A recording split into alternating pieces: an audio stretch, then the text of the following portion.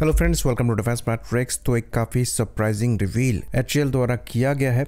यहाँ पर एचएएल ने कैट्स प्रोग्राम के फ्लैगशिप एयरक्राफ्ट कैट्स वॉरियर के डेमोन्स्ट्रेटर को शोकेस किया है। बेसिकली यहाँ पर एचएएल द्वारा ग्राउंड इंजन टेस्ट रन किया गया है इस एयरक्राफ्ट का। तो ये चीज़ हम आपको बता दें कि ये डेमोन्स्ट्रेटर है और यहाँ पर आप क्लियरली पिटो ट्यूब्स को देख सकते हैं जो कि विंग पर माउंटेड है। ये एयर डेटा कलेक्ट करने के लिए है। तो मोस्ट लाइकली ये जो एयरक्राफ्ट है ये फ्लाई भी करेगा। तो इंजन रन के बाद यहाँ पर टैक्सिंग ट्रायल्स जो हैं कंडक्ट कराए जाएंगे और फिर उसके बाद जाकर फर्स्ट राइड कंडक्ट कराई जाएगी। तो आने वाले कुछ महीनों में हम यहाँ पर अच्छी खासी प्रोग्रेस देख सकते हैं, जो कि एक काफ़ी अच्छी न्यूज़ है। तो अभी एक एंगल से ही पिक्चर मौजूद है, ज़्यादा क्लियर पिक्चर नहीं है। तो ये बता पाना मुश्किल है कि यहाँ पर इंटरनल वेपन बे को इस डेमोन्स्ट्रेटर में दिया गया है या नहीं दिया गया है।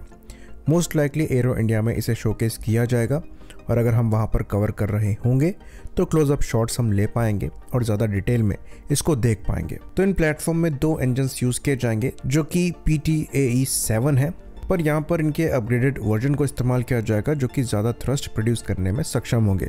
ये बात हम आपको बता दें कि ये इंजन हमने 1980s में ही डेवलप कर लिए थे और DRDO लक्ष्य में इनका इस्तेमाल किया जाता था।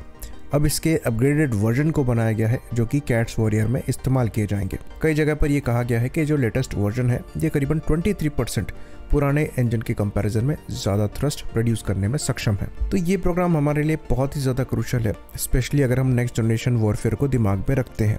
ये चीज़ हमने कई बार डिस्कस करी है कि नेक्स्ट जनरेशन वॉरफेयर जो है ये ड्रोन्स पर डिपेंड करेगा, लेकिन उससे पहले जो फेज़ आएगी ये मैन अनमैन टीमिंग सिस्टम की होगी और उस फेज का पार्ट ये कैट्स वॉरियर सिस्टम है। तो बेसिकली आपके जो 4.5 जेन या फिर 5th जेन प्लेटफॉर्म है वो आपके मदरशिप की तरह ऐड करेंगे और जो ग्रुप होगा ऐसे स्मॉल यूकैव्स का ये उन मैन प्लेटफॉर्म के साथ फ्लाई करेगा और ये डिफरेंट सेंसर्स और वेपन्स दोनों कैरी करेंगे। सेंसर्स मतलब यहाँ पर रेडार्स तो होंगे ही, बाकी हो सकता है यहाँ पर इलेक्ट्रॉनिक वॉरफेयर के लिए जैमर्स का भी उपयोग किया जाए या फिर डेटा रिले के तौर पर भी इनको इस्तेमाल किया जाए। तो ये नेटवर्क सेंट्रिक ऑपरेशन पर ऑपरेट करेंगे और जो आपके मैन्ड एयरक्राफ्ट हैं उनके एक्सटेंडेड आर्म्स के तौर पर इनका इस्तेमाल किया जाएगा।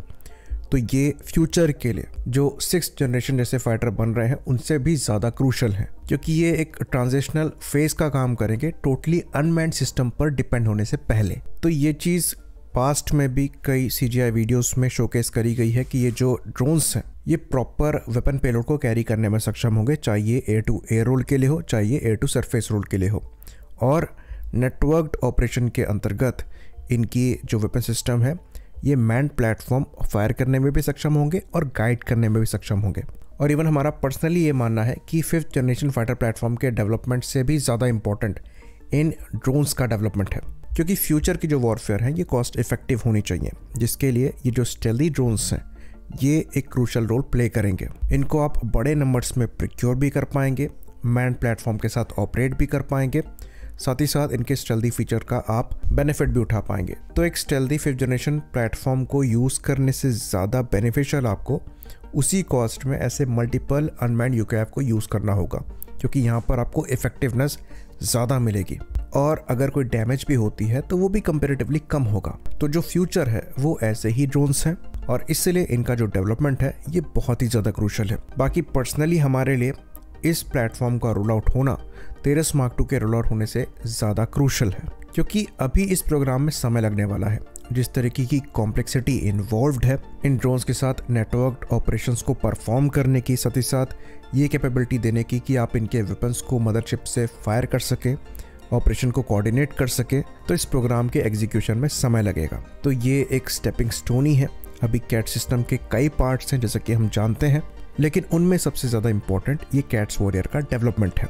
तो इसके ऑपरेशनल होने में अभी भी 1 दशक तक का समय लग सकता है, पर क्योंकि यहाँ पर हमें शुरुआत दिख रही है तो ये एक बहुत अच्छी बात है और एक तरीके से कहा जा सकता है कि एचएएल के लिए 2025 की इससे अच्छी शुरुआत नहीं हो सकती। और अगर इस साल 13 मार्क 2 का भी रोल आउट हो जाता है तो ये सोने पर सुहागा होगा। आई होप इन्फॉर्मेशन यहाँ पर क्लियर रही हो। इसी बात पर इस वीडियो को हम खत्म करेंगे। लाइक करिए, सब्सक्राइब करिए। जय हिंद।